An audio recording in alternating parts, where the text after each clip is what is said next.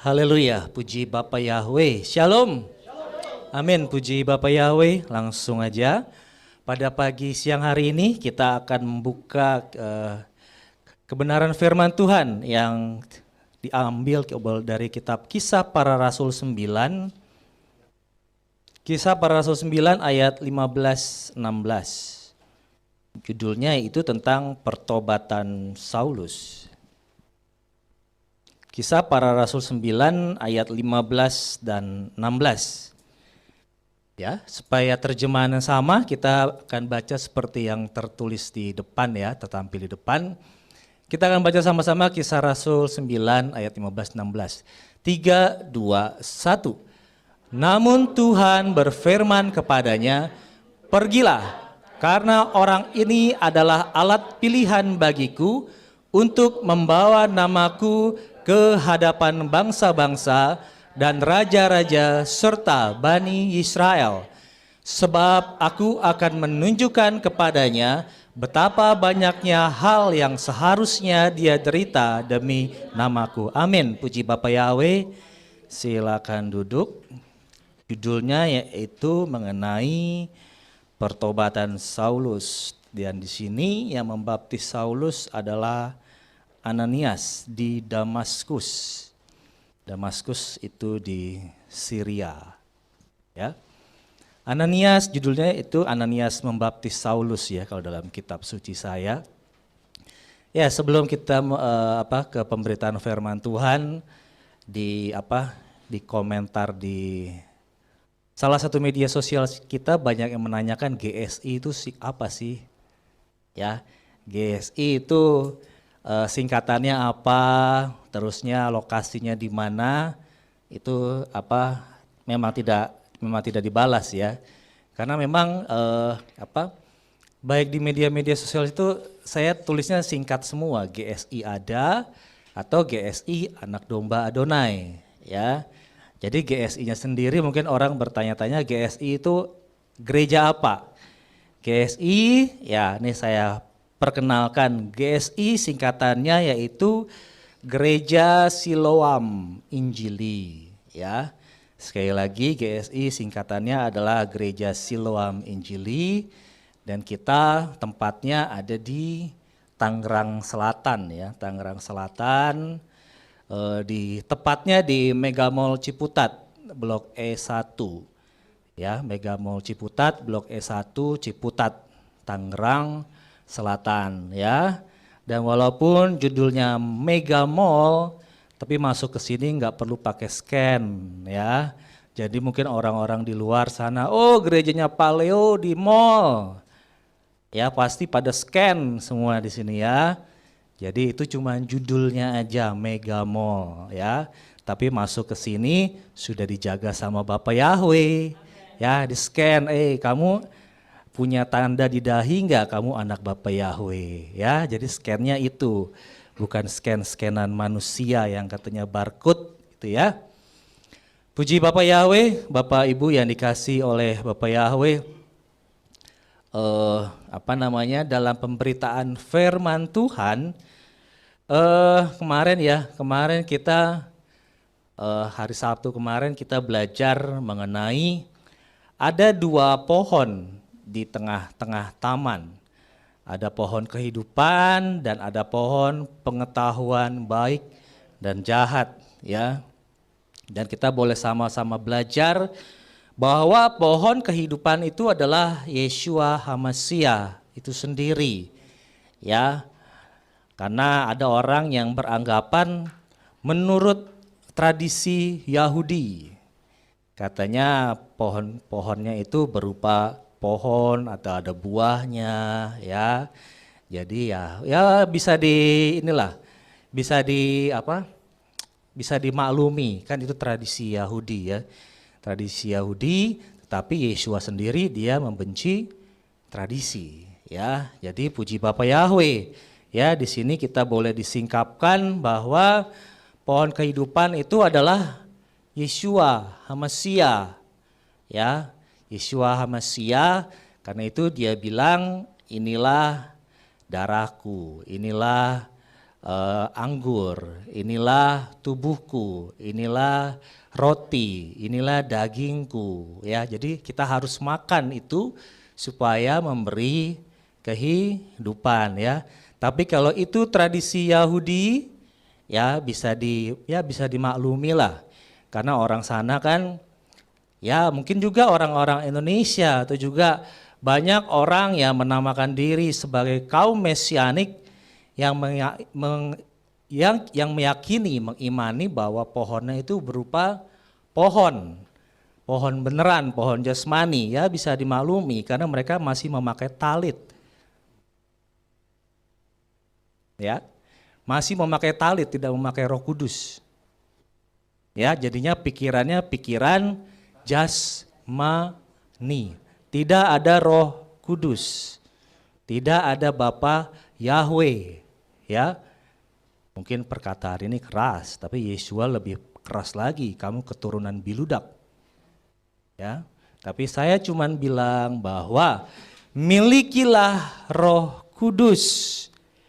Ya, milikilah Roh Kudus, bukan pakai talit-talit yang katanya bisa lebih membuat memiliki apa? Aura, memiliki wibawa, memiliki aura positif. Ya, berarti nggak ada Roh Kudus dong ya. Saat mandi Roh Kudusnya apa? Auranya hilang, ya, jadi seperti anak-anak lagi, ya. Tapi puji Bapak Yahweh, ya, di sini kita mau sama-sama belajar, Bapak Ibu, ya. Yang dipentingkan bukan talitnya, yang dipentingkan Roh Kudusnya. Ya, oleh karena itu biar Bapak Yahweh sendiri yang membukakan kebenaran firman Tuhan, ya. Saya waktu saya dari kecil ya mungkin anak-anak muda, anak-anak kecil, anak-anak sekolah sekarang juga mengalami, ya. Kalau misalkan di dalam pelajaran di sekolah, biasanya kalau gurunya nggak nulis, muridnya nggak nulis, ya biasa nggak gitu ya. Jadi mungkin gurunya menjelaskan, kalau gurunya nggak nulis, muridnya nggak nulis. Atau mungkin misalkan ada PR, ada agenda, ada tugas kan. Kalau gurunya nggak nulis di depan, di papan tulis, muridnya hanya, oh iya ada PR. Ya. Tetapi di sini kan Tuhan Yesua, Bapa Yahweh senantiasa mengajarkan kita, ya. Tuliskanlah itu di loh hati. Ya. Bapak Yahweh sudah kasih perintah, tuliskan Torah itu di loh hati, ya, di hati kita masing-masing. Supaya apa? Dan kalungkanlah. Dan kalungkanlah berarti supaya kelihatan supaya kelihatan bahwa memang kita benar-benar mempergunakan Torah, bukan mempergunakan kitab-kitab yang lain. Ya, tetapi di sini kita mau memperlihatkan bahwa kita mau mencatat. Catat akan setiap kebenaran firman Tuhan, dan itu yang menjadi kelemahan bukan hanya anak-anak sekarang, tetapi orang-orang tua zaman sekarang pun juga bisa seperti itu, ya. Jadinya orang tua saya mengajarkan kalau di tempat pekerjaan ada pekerjaan step apa-apa, ditulis. Kalau mungkin masih muda, masih ingat. Entar kalau sudah, ya sudah itulah ya, sudah agak ini. Kalau kita tidak baca, tidak cari langkah-langkahnya, lupa. Apalagi enggak biasa, ya. Itu kelemahan dari generasi zaman-zaman sekarang, ya. Apalagi dengan adanya gadget, dengan adanya handphone, ya. Saya tidak merekomendasikan kita semua menggunakan handphone saat ibadah. Ya. Sekali lagi, saya tidak merekomendasikan menggunakan handphone. Kalau sekarang kan kitab suci. Kalau saat ibadah namanya handphone suci. Ya, Bapak Ibu ngerti maksud saya, ya? Kalau kita memiliki kitab suci, ada ayat-ayat tertentu yang mungkin ini sangat menyentuh hati saya, di garis bawahi. Kalau handphone suci mau digarisin, aduh 3 juta, 5 juta mau saya garis bawahin. Mungkin nggak? Ya, tetapi di sini ini mungkin halnya sepertinya kecil ya. Sepertinya kecil kok, baca firman Tuhan aja aduh ribet banget ke gereja bawa kitab suci, udah naik turun bus, naik turun angkot, naik ojek, nggak ada yang ngebantuin ya. Kalau pakai handphone kan simple ya. Tapi simple ya hidupnya juga simple, berkatnya simple ya. Ya itu yang saya bilang, kalau kita ini saya diajarin sama orang-orang zaman dulu ya, sama orang-orang tua. Kalau ada sesuatu ditulis. Ditulis supaya apa? Supaya ingat, supaya ngerti. Torah ditulis di loh hati ya. Kalau misalkan kita pakai handphone, lihat handphone, buka, mungkin ini kelihatannya rohani. Kan kita mau ibadah, buka misalkan kayak ini kan Kisah Rasul 9 ayat 16. Ya nggak usah lihat di handphone, lihat di depan juga ada bisa. Ya. Tapi kalau kita ngelihat handphone apa Bapak Ibu? Kisah Rasul 9 ayat 16. Sebab aku akan menunjukkan kepadanya, tinut. Pacar masuk, baca. Langsung lupa. Saya yakin dan percaya yang dibaca pasti WA dari pacar atau WA dari bos, bukan ngikutin ini. Ya, oleh karena itu ada 2 pohon di tengah-tengah taman. Ini nih pohon kehidupan. Kalau pohon pengetahuan, namanya juga pohon pengetahuan. Bukan pengetahuan akan Elohim, tapi pengetahuan tentang baik dan jahat.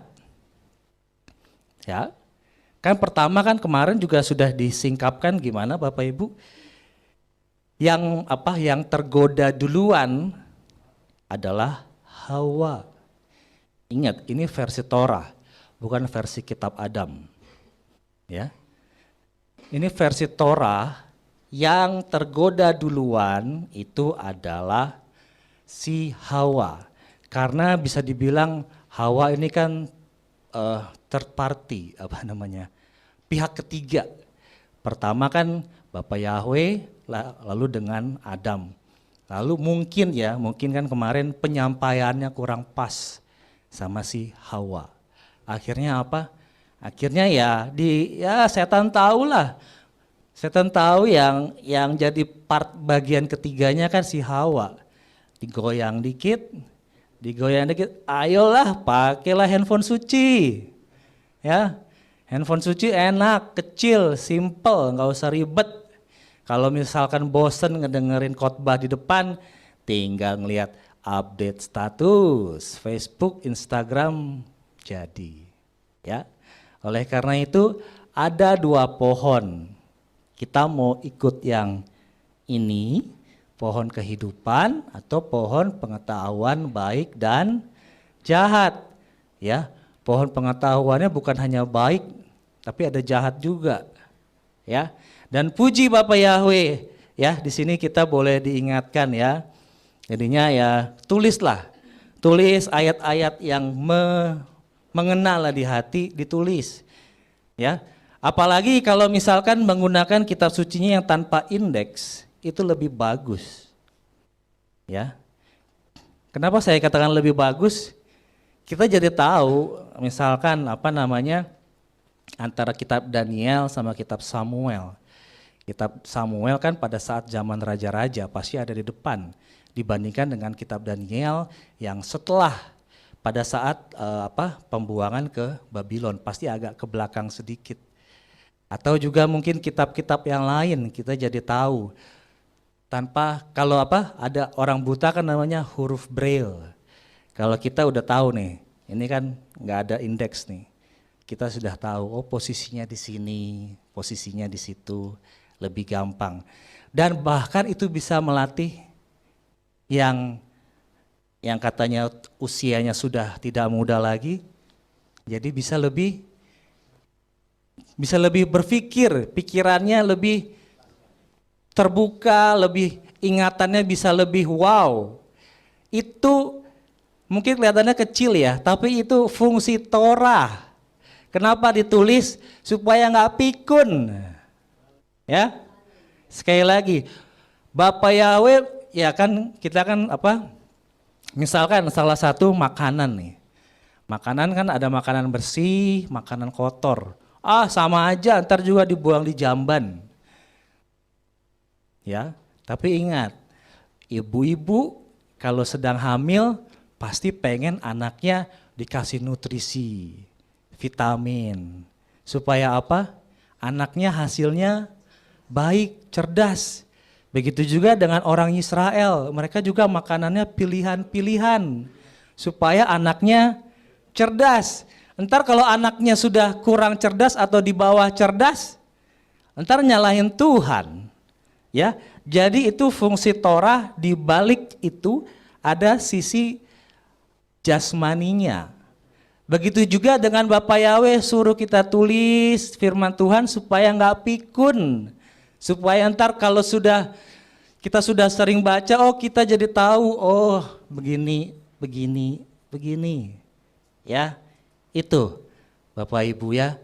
Supaya apa? Yang sekarang kan yang sering digembar-gemborkan, wah anak-anak main TikTok, anak-anak main YouTube. Ibu bapaknya sendiri memang nggak main TikTok, nggak main YouTube, tapi di gereja main handphone. Mana yang lebih parah? Ya, di gereja main handphone, tapi anaknya nggak boleh main TikTok, nggak boleh main YouTube. Ya, itulah karena apa? Tidak ada Torah di hati yang senantiasa Bapak Yahweh suruh tulis supaya nggak lupa, supaya nggak pikun, supaya kenapa ditulis juga? Misalkan tertulis di sini, aku cinta Yahweh. Orang lain ngelihat, oh dia ini cinta Yahweh. Kok perbuatannya kayak begini? Akhirnya orang negur, Den katanya kamu cinta Yahweh. Di situ gunanya Torah. Aku ditegur. Aku hidupku masih ada yang tidak benar. Jangan sampai Yehezkiel berapa? 3 ayat 18 itu terjadi karena nggak ada yang menegur. Nggak ada yang menegur, atau bahkan kita tahu orang itu salah tapi kita tidak tegur, nanti darahnya tertanggung sama kita. Ya, gambaran gampangnya begini Bapak Ibu.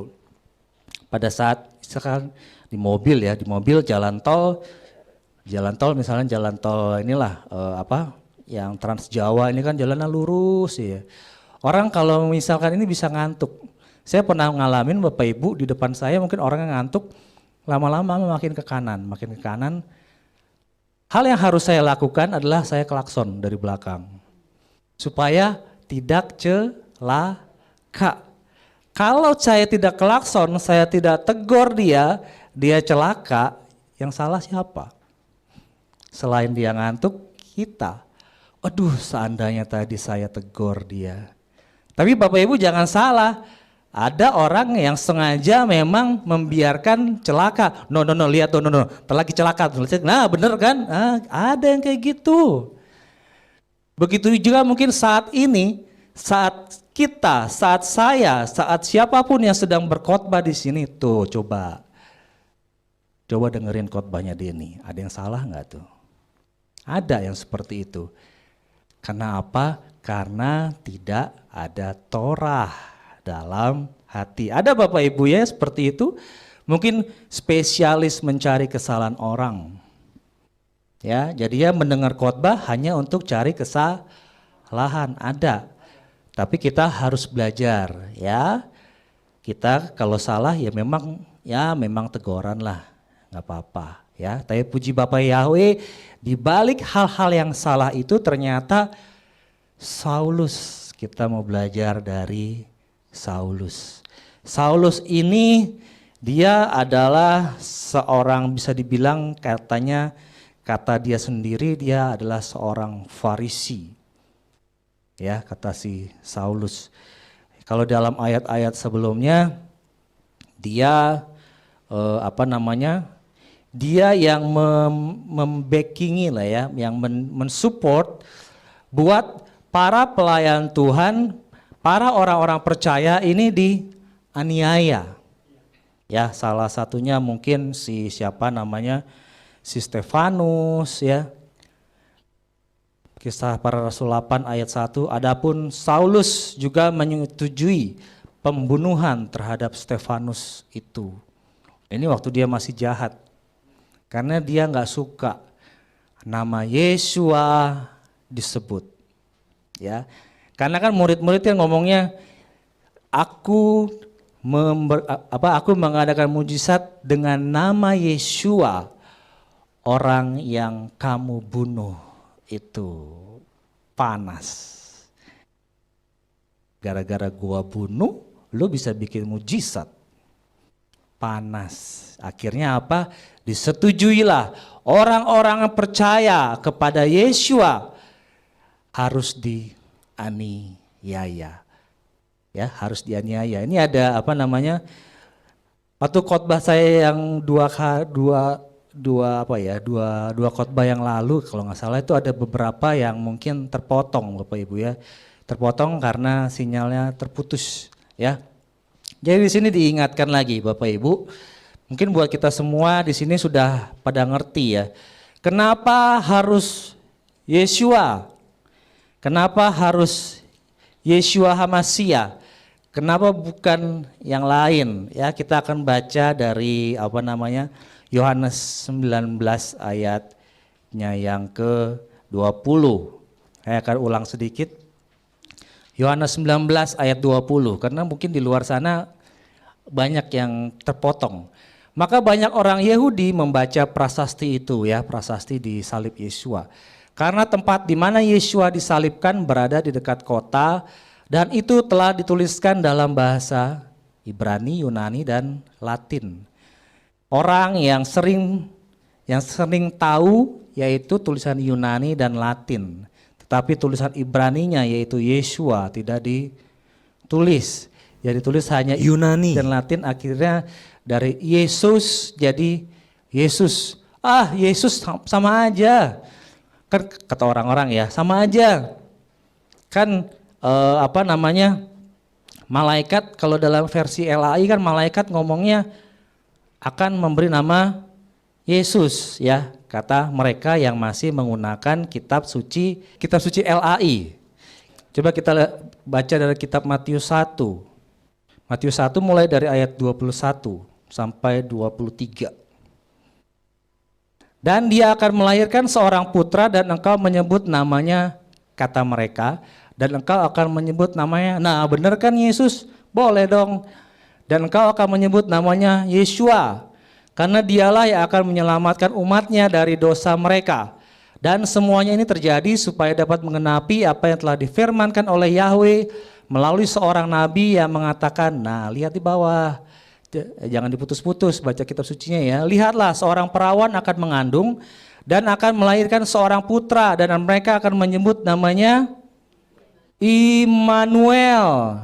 Itu bahasa Ibrani yang diterjemahkan artinya Elohim beserta kita. Kalau yang bawahnya bahasa Ibrani, atasnya harus bahasa Ibrani. Nggak mungkin atasnya bahasa Yunani, bawahnya bahasa Ibrani, nggak mungkin. Ya, jadinya atas Yesua, bawah Immanuel, itu baru klop. Ya, tapi kalau atasnya Yesus, bawahnya Immanuel, ya nggak klop, kecuali kalau Elohim beserta Tuhan beserta kita gitu, mungkin masih klop. Tapi di bawahnya kan Immanuel. Immanuel bahasa Ibrani, atasnya harus Yesua juga bahasa Ibrani. Ya, rahasia ini mungkin orang hanya sedikit yang mau menerima, padahal Yesua sendiri mengatakan bahwa ini adalah harta karun. Ya, Bapak Ibu sudah menemukan harta karun? Sudah kan? Amin ya. Coba kita baca Matius Ini tentang harta karun nih. Matius 13 ayatnya yang ke-44.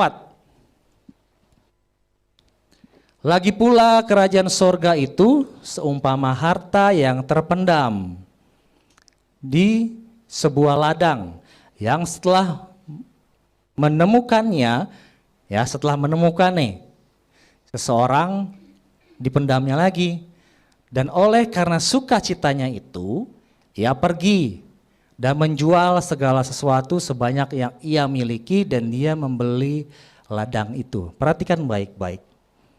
Ini adalah harta yang berharga.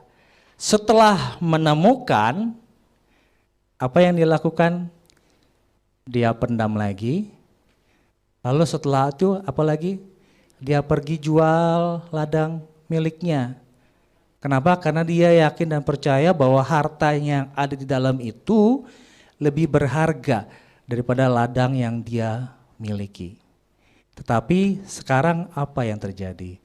Ketika menemukan harta yang terpendam, oh dia bahagia.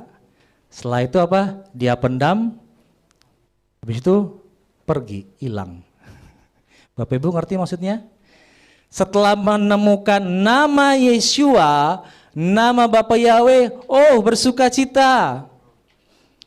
Tetapi begitu mengetahui ada masalah, dipendam lagi. Udah pergi. Yang selanjutnya tidak terjadi, ya. Dia tidak pergi menjual harta miliknya untuk membeli harta tersebut, ya. Itu yang terjadi. Kenapa? Karena dia tidak merasa, tidak menganggap bahwa ini berharga nih, yang ada di bawah tanah ini berharga. Sama seperti dulu tuh di tambangnya Freeport, Bapak Ibu ya.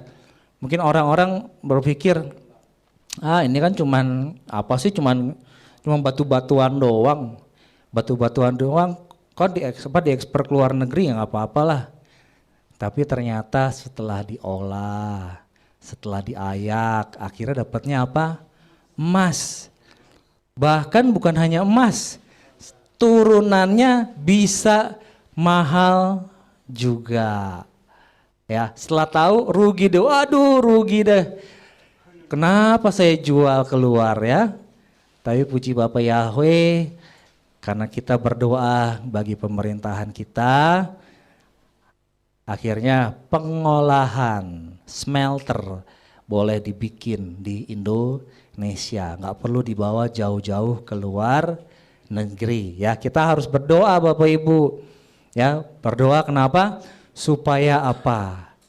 Umatku yang atasnya namaku, nama Yahweh disebut, merendahkan diri, mencari wajah, lalu berbalik dari jalan yang jahat. Berbalik dari jalan yang jahat itu yang penting.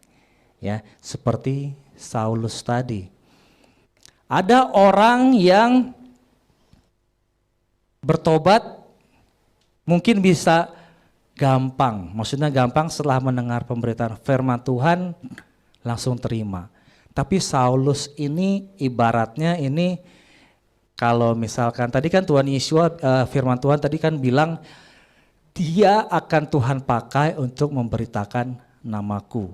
Berarti dia ibaratnya itu batu langsung dipecah, dar, baru supaya bisa menghasilkan emas. Nah, kita bagaimana? Kita mau langsung dipecah sama Bapak Yahweh, das, atau ada teguran firman Tuhan, oke Bapak Yahweh, aku mau berbalik dari jalan yang jahat. Tadi kan kesaksian tadi ada. Ini kita harus pertobatan. Ini sudah di zaman akhir. Ya, orang kok bilang kan zaman akhir mulu, emang zaman akhir dari sejak Yeshua naik ke surga itu sudah mulai dari zaman akhir. Ya. Jadinya jangan bosan. Jangan bosan. Ini nih, Saulus ditangkap sama Bapak Yahweh, karena Bapak Yahweh tahu, ini orang memiliki sebenarnya ada sifat positif dalam kehidupan dia. Tetapi itu diselewengkan sedikit. Akhirnya Bapak Yahweh tahu, ini umat pilihanku. Aku akan memakai dia untuk memberitakan namaku. Ya, di sini kan si Saulus kita bisa melihat bagaimana dia bisa, yang tadinya seorang penganiaya jemaat, yang tadinya dia seorang jahat, seorang pembunuh. Kita di sini nggak ada yang sampai jadi pembunuh, tidak ada yang menjadi penganiaya jemaat. Tapi di sini Bapak Yahweh mau kasih lihat, seburuk apapun background kita, sejelek apapun kita, asal berbalik dari jalan yang jahat, Bapak Yahweh bisa pakai. Ya, sekali lagi, Bapak Yahweh bisa pakai. Bapak Ibu mau dipakai oleh Bapak Yahweh? Mau cara kekerasan atau cara kelembutan? Itu pilihan Bapak Ibu ya. Ya Tuhan, terima kasih Bapak Yahweh. Kan ada lagunya kan, Yeshua adalah anugerah terindah, terbesar dalam hidup kita. Ya, jadi pergunakanlah hidup kita supaya apa? Supaya kita seperti Saulus ya. Orang ini adalah alat pilihan bagiku untuk membawa namaku ke hadapan bangsa-bangsa dan raja-raja, juga kepada Bani Israel. Ya, kalau saya balik, saya ganti, sebab jemaat anak domba Adonai adalah alat pilihan bagiku, mau? Untuk membawa namaku ke hadapan bangsa-bangsa dan raja-raja, mau? Juga kepada bangsa Indonesia dan dunia, amin. Sebab Bapak Yahweh akan menunjukkan kepadanya, kepada jemaat anak domba Adonai dan mereka yang mendengarkan siaran ini, betapa banyaknya hal yang harus ia derita demi namaku. Ya, harus diderita demi namaku. Ya, derita itu nggak harus derita seperti siapa, Stefanus yang dirajam. Ya, tapi mungkin anak-anak di sekolah ya, dalam pergaulan, waduh, ini orang Kristen nih, jangan bergaul sama mereka. Ya, itu salah satu penderitaan yang harus kita anak-anak alami. Ya, ada sesuatu yang mau Tuhan buat bagi kita, ya, supaya seperti si Saulus ini, ya, hati yang keras, orang yang jahat, orang yang kasar seperti siapa? Moshe juga bisa Tuhan buat menjadi hati yang paling lembut. Coba lihat deh, berapa itu? Bilangan 12 ayatnya yang ketiga. Ya. Moshe adalah seorang yang sangat lembut hatinya, lebih daripada setiap orang yang ada di atas muka bumi. Suku mana yang paling lembut? Jawa. Ini lebih lembut lagi Moshe. Ya. Di sini firman Tuhan katakan bahwa Moshe adalah seorang yang sangat lembut hatinya, lebih daripada mana setiap orang yang ada di atas muka bumi. Ya, luar biasa. Orang yang kita kenal lembut aja masih kalah lembut sama Moshe, ya. Begitu juga dengan si Saulus atau Paulus, ya. Orang yang sangat jahat bisa Tuhan putar, bisa Tuhan lakukan mujizat yang sangat dahsyat, ya. Apabila ada Bapak Ibu di luar sana yang mungkin merasa, oh Tuhan aku nggak layak, Tuhan aku ini begitu jahat, Tuhan aku ini seorang pembunuh. Berapa orang yang sudah dibunuh? 1, 2, Saulus banyak yang dianiaya. Salah satunya contohnya tadi kan si Stefanus, ya. Yang lain murid-murid Tuhan dianiaya, ya. Tidak, bahkan dia bekerja sama dengan imam besar pada saat itu untuk menganiaya orang-orang yang percaya. Ya, tapi kan di sini Tuhan katanya mau pakai, ya, Bapak Yahweh mau pakai jemaat anak domba Adonai, ya. Amin Bapak Ibu.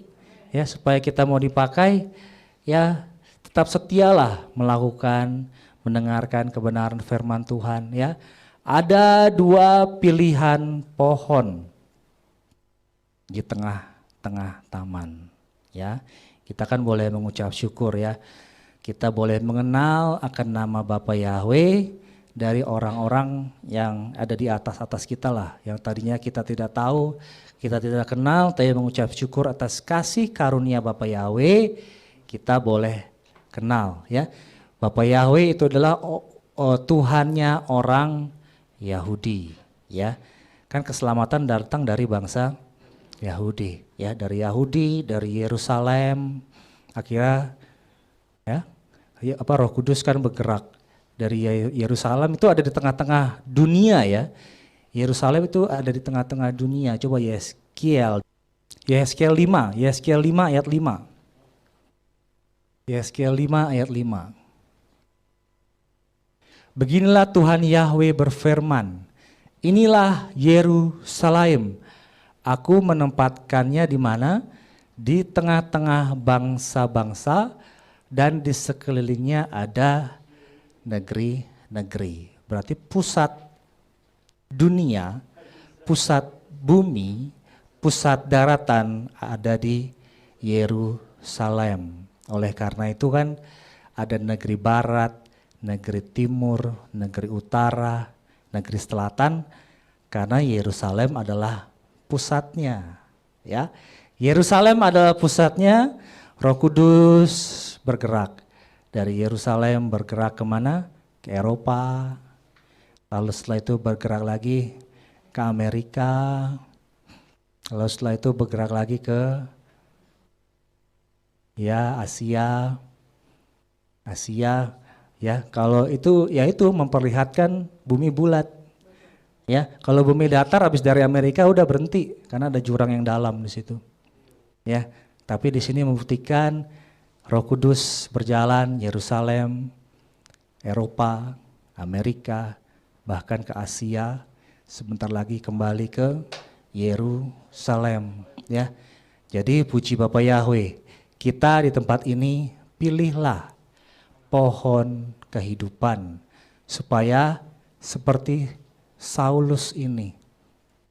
Dia orang yang jahat, tadinya orang yang jahat, seorang pembunuh.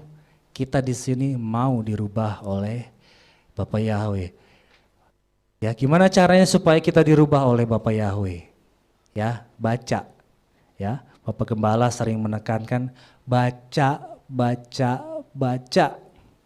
Supaya apa? Supaya nggak gampang ketipu. Ya. Sekali lagi, kenapa harus dibaca, ditulis? Supaya nggak gampang ketipu. Ya, coba lihat siapa? Si Hawa. Hawa diapain? Dia cuma dikasih tahu. Ya, dikasih tahu, dia tidak termaterai dalam hatinya. Akhirnya apa? Firman ditambah, firman dikurang. Ya, begitu juga dengan saat ini, Bapak Ibu, ya. Beberapa khotbah yang lalu kan kita sudah mendengar tentang kitab Adam, Bapak Ibu, ya. Tentang kitab Adam yang hanya yang, ya, kalau saya bilang direka-reka, ya. Dan ini kenapa harus saya tekankan dulu dari awal sini, ya. Begitu saya tahu, langsung harus saya cut di sini supaya enggak seperti kitab-kitab yang lain. Akhirnya apa? Umat Bapa Yahweh loh, ya. Umat Bapa Yahweh percaya, oh, ini kitab yang benar, ya. Tentang kitab Adam ini juga benar, Bapak Ibu. Ini dari penyembah Bapa Yahweh. Ya. Ini dari penyembah Bapa Yahweh supaya apa? Enggak kebablasan seperti contohnya kitab Yasar. Ya. Kitab Yasar, saya kalau baca kitabnya lucu, Bapak Ibu. Seperti comot sana, comot sini. Ya. Sekali lagi seperti comot sana, comot sini, ya. Saya akan contoh yang lain lah ya. Jadi misalkan seperti yang kita tahu kan, Bapak Gembala sering bilang bahwa pada saat si Ishak dipersembahkan itu ada si Ismail. Jadi ceritanya konon katanya dalam kitab Yasar itu Bapak Ibu kan Hagar Ismail diusir. Ntar Bapak Ibu cari sendiri deh. Nggak usah dibeli bukunya, nggak usah dibeli. Lihat aja di internet. Ya, sekali lagi nggak usah dibeli karena itu nggak benar. Ya, firman Tuhan pasti benar, tapi terjemahan bisa salah. Firman Tuhan ke dalam kitab Yosua, kitab orang jujur itu ada. Tapi apakah yang katanya kitab Yasar itu isinya seperti itu, kita nggak ada yang tahu.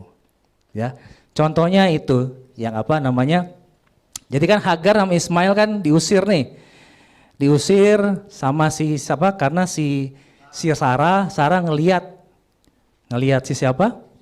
Ismail sedang ngapain? Sedang ngapain si Ishak? Sedang bermain. Terus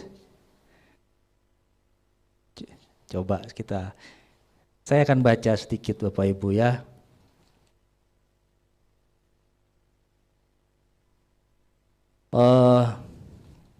Jadi kalau dalam kitab suci kita si Sarah itu ngelihat si Ismail sedang mengolok-olok si Ishak. Tapi dalam kitab Yasar si Ismail mau membunuh si Ishak. Ya. Karena mau membunuh si Ishak, ini garis besarnya aja ya saya kasih tahu karena ada di sini. Jadi si Ishak mau dibunuh nih sama si Ismail. Si Sarah ngeliat akhirnya minta diusir. Oke lah. Versi Yasar karena mau dibunuh si Ishak sama si Ismail. Tapi nggak beberapa lama kemudian si Abraham nyari-nyari Ismail karena kangen. Akhirnya Ismail balik sama si Abraham. Kira-kira sebagai ibu yang ngelihat anaknya yang dibunuh, terima nggak? Orang yang tadinya mau ngebunuh ini kok balik lagi? Ya, jadi ya itulah comot sana, comot sini. Nanti kita akan akan ngelihat hal yang sangat-sangat fatalnya. Oke, lalu lanjut setelah itu pada saat itu pada saat si Ishak mau dipersembahkan, jadi karena si Ismail itu sudah tinggal lagi sama si Abraham, akhirnya pagi-pagi benar mereka berangkat nih, ini versi Yasar ya. Mereka berangkat, si Abraham dia, coba kita baca dalam Kejadian 22 ayatnya yang ke-3, Kejadian 22 ayat 3. Nih supaya Bapak Ibu yang di sini maupun yang di luar ngerti. Jangan cuman oh iya, tapi nggak dibaca. Kejadian 22 ayat 3, dan bangunlah Abraham pada pagi-pagi hari, lalu ia memelanai keledainya dan membawa bersamanya 2 dari orang mudanya dan juga Ishak anak laki-lakinya. 2 orang muda dan Ishak anak laki-lakinya.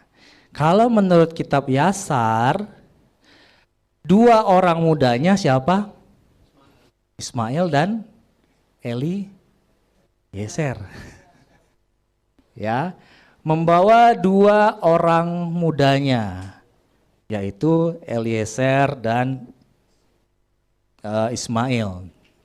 Nah, akhirnya pada saat itu mereka bangun pagi-pagi berangkat, akhirnya ya terjadilah seperti itu. Ya, itu versi kitab Nyasar. Yang saya nggak habis pikir kok Sarah bisa ya terima lagi ya. Padahal sudah diusir. Dan satu lagi, ini yang sebenarnya ada banyak, tapi ya yang saya baru baca ya itulah ya misalkan seperti kitab seperti Bileam. Bileam itu dalam Yasar 79 dan Yasar 73 katanya Bileam tukang sihir. Oh emang Bileam tukang sihir tapi dia takut sama Bapak Yahweh. Aduh, tukang sihir takut sama Bapak Yahweh. Bisa aneh ya. Karena apa? Sudah keburu mengobral. Ini kitab Yasar bener nih, tapi nggak diteliti, nggak dibaca dengan benar ya. Akhirnya apa? Masa sih seorang tukang sihir dalam kitab Bilangan 22 bisa berkomunikasi dengan Bapak Yahweh? Ya. Bileam itu bisa berkomunikasi dengan Bapak Yahweh. Coba deh dalam Bilangan 22.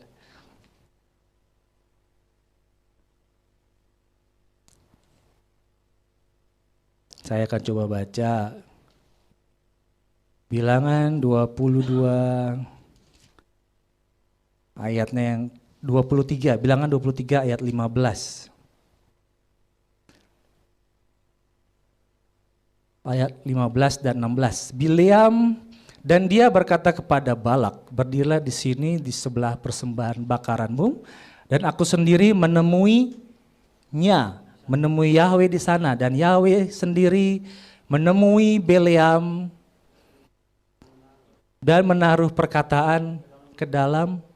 Masa Bapak Yahweh menaruh perkataan ke dalam mulut tukang sihir?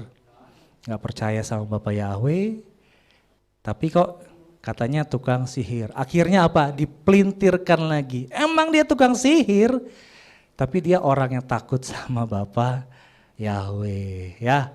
Haleluya, kita hanya bisa berdoa Bapak Ibu ya. Ini salah satu makan pohon pengetahuan baik dan jahat. Ya, sekali lagi, ini bukan makan pohon kehidupan. Karena pohon kehidupan itu adalah Torah, Yeshua itu sendiri. Ya, di luar Yeshua, di luar kebenaran itu berarti pohon pengetahuan baik dan jahat. Ini yang apa? Yang satu lagi nih. Satu lagi. 3 aja contoh ya Bu, Bapak Ibu ya. Coba kita lihat dalam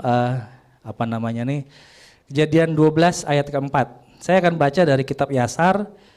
Bapak Ibu bandingkan dengan kitab Kejadian. Kejadian 12 ayat 4. Jadi pada saat itu ceritanya nih, nah ini juga salah satu penyebab kenapa katanya si Abraham dia keluar dari Ur Kasdim, karena di situ adalah penyembahan berhala. Jadi di situ diceritakan si Terah, bapaknya Abraham, dia menyembah kepada berhala. Akhirnya Abraham marah.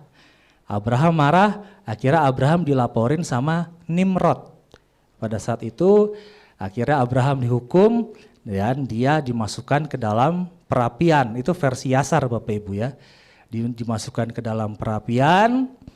Lalu di saat itu tangan Bapak Yahweh, ini kitab Yasar ini diterjemahkan pakai Yahweh, pakai Elohim, pakai Adonai. Ya, di sini ya. Lalu setelah itu si Nimrod ngelihat, oh ternyata si Abraham ini nggak apa-apa ketika dibakar. Akhirnya oke, Abraham boleh pergi. Coba ya, Kejadian 12 ayat 4. Lalu pergilah Abram seperti yang telah Yahweh firmankan kepadanya, dan Lot pun pergi bersamanya.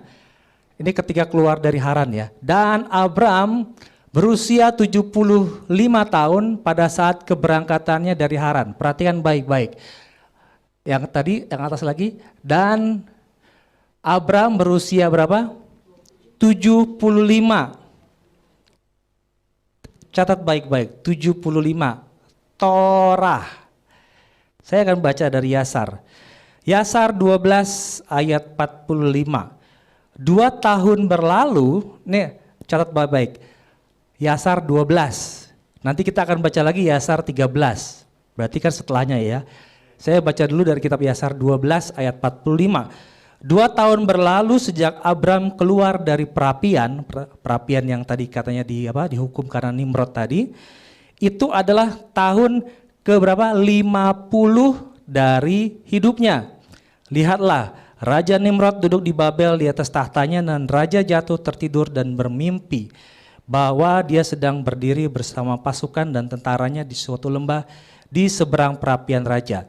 Kejadian 12 ayat 45, usia Abraham 50. Ya. Yasar 12, usia Abram itu 50. Sekarang saya baca dari kitab Yasar 13 ayatnya yang kelima. Bangkitlah sekarang, bawalah istrimu dan semua milik kepunyaanmu dan pergilah ke tanah Kanaan, ya, hampir sama ceritanya, pergi ke tanah Kanaan dan tinggallah di sana. Dan di sana aku akan menjadi Elohim bagimu dan aku akan memberkati engkau. Maka Abram bangkit dan mengambil istrinya dan semua milik kepunyaannya dan dia pergi ke tanah Kanaan seperti yang difirmankan Adonai kepadanya. Baik, lihat baik-baik. Saya akan baca di Yasar, Bapak Ibu lihat di sini. Abram berumur 50 tahun ketika dia pergi dari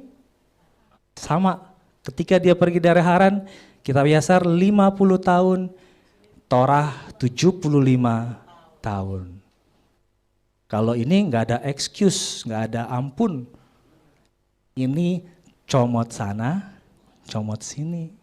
Ya, kalau mungkin orang berkata yang si Ismail itu ada, ya bolehlah mungkin angan-angannya begitu. Tapi ternyata kalau angka usia nggak bisa dibohongin. Ya, sama seperti orang-orang tua kan, ini udah tua nggak bisa dibohongin umurnya. Seperti juga dengan si Abram. Abram pada saat dia keluar dari Haran, versi Yasar 50, versi Torah 75. Dan lucunya lagi, ini kan saya bandingkan antara Yasar dengan Torah. Sekarang kita bandingkan antara Yasar dengan Yasar. Saya bandingkan antar ayat. Ya. Tadi kan dalam dalam Yasar 13 umur Abram katanya 50. Tetapi dalam kitab Yasar 12 di atasnya yang tadi saya baca, bukan. 2 tahun berlalu sejak Abram keluar dari perapian. Pada saat itu umur si Abram 50. 2 tahun berlalu setelah keluar dari perapian. Berarti umur Abram berapa? 52 dalam kitab Yasar 12. Tapi dalam kitab Yasar 13 tadi umur Abram berapa? 50 lagi, mundur lagi. Hayo engkau pelayan Tuhan yang katanya kitab Yasar ini adalah kitab yang disembunyikan. Kamu ketahuan. Ya. Ini saya bandingkan antara kitab Yasar dengan kitab Yasar. Belum dibandingkan dengan kitab Torah. Ya. Emang kitab Torah itu kan ada pujian ini, bukan pujian sih. Lagu dunia lah, tapi bisa dibikin rohani. Kitab Torah ojo dibanding-banding ke, saing ke, yo mesti kalah. Ya, kitab Yasar sama Yasar aja sudah salah, sudah kalah, apalagi dibandingin dengan Torah. Kitab Torah kok dibanding-banding ke, ya nggak bisa Bapak Ibu ya. Kitab Torah itu adalah kitab yang benar-benar dari Bapa Yahweh. Kalau memang benar-benar dari Bapa Yahweh, pasti urutannya benar. Nggak mungkin dalam 12 umurnya 52, dalam 13 umurnya 50 lagi. Usia orang pasti naik, bukan naik, turun lagi. Ya, jadi di sini kita mau belajar seperti Saulus. Di sini masa anugerah masih terbuka. Ya. Masa anugerah masih terbuka, jangan sampai seperti Saulus yang langsung dipaksa sama Tuhan. Kamu akan aku pakai. Akhirnya apa? Matanya juga sampai 3 hari itu susah ngelihat. Kenapa? Karena dia melihat sinar kemuliaan Bapa Yahweh. Ya, karena dipaksa sama Bapa Yahweh. Kamu sudah membunuh, kamu sudah jahat, tapi di sini aku mau pakai engkau. Ya, oleh karena itu nggak heran Bapak Ibu kan, sekarang kan Roh Kudus sedang berputar, sudah sampai di mana? Jazirah Arab. Ya, kita melihat kan yang katanya negara-negara yang menggunakan atribut-atribut kepercayaan lain sekarang mulai berontak, pengen bebas. Karena apa? Yaitu pekerjaan Roh Kudus, saya yakin ya. Bukan karena pekerjaan dari mereka sendiri, tapi Roh Bapa Yahweh beracara nantinya akan kembali lagi ke Yerusalem ya. Oleh karena itu, selama masa anugerah masih terbuka ya, makanlah pohon kehidupan supaya apa? Lanjut usiamu. Seperti siapa? Si Adam kan, dia berusia lanjut terus karena makan pohon kehidupan. Tapi setelah makan daripada pohon pengetahuan baik dan jahat, langsung umurnya turun ke 900 saja ya. Akhirnya mati rohani dan mudah mati jasmani. Oleh karena itu tetap makan pohon kehidupan, makan tubuh dan darah daripada Yeshua HaMashiach, karena dari sana ada keselamatan kekal. Haleluya, puji Bapa Yahweh.